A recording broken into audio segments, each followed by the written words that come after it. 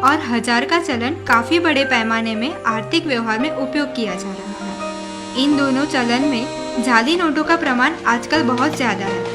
इसीलिए यह ज़रूरी है कि सभी लोगों को चलन की पर्याप्त जानकारी होनी चाहिए और साथ ही जाली और असली नोट के बीच क्या फ़र्क है यह पता होना चाहिए। आरबीआई ने भारतीय नोट की सुरक्षा के लिए कुछ महत्वपूर्ण कदम लिए हैं। सी through register.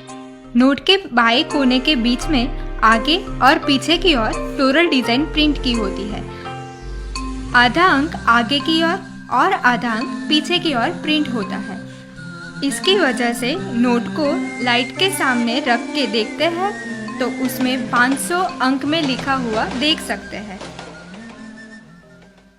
Identification mark. Note में फ्लोरल प्रिंट की नीचे की तरफ एक मार्क है जो एम्बोज होता है।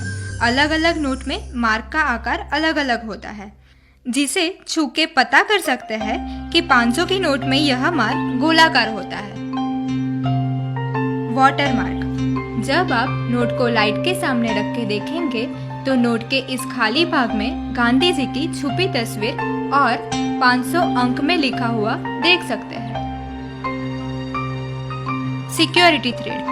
नोट में जो टूटा हुआ थ्रेड दिख रहा है वो असल में एक पूरी लाइन है, जिसे आप लाइट के सामने रख के देखेंगे तो वो एक पूरी लाइन दिखेगी। उसमें आरबीआई और भारत दोनों लिखा हुआ होता है। Micro letter.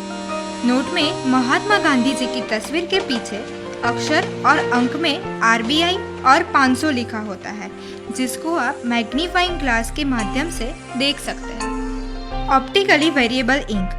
नोट को सीधा पकड़ने पे अंक 500 का रंग हरा दिखता है, लेकिन नोट का एंगल बदल के देखेंगे तो ये नीला दिखेगा।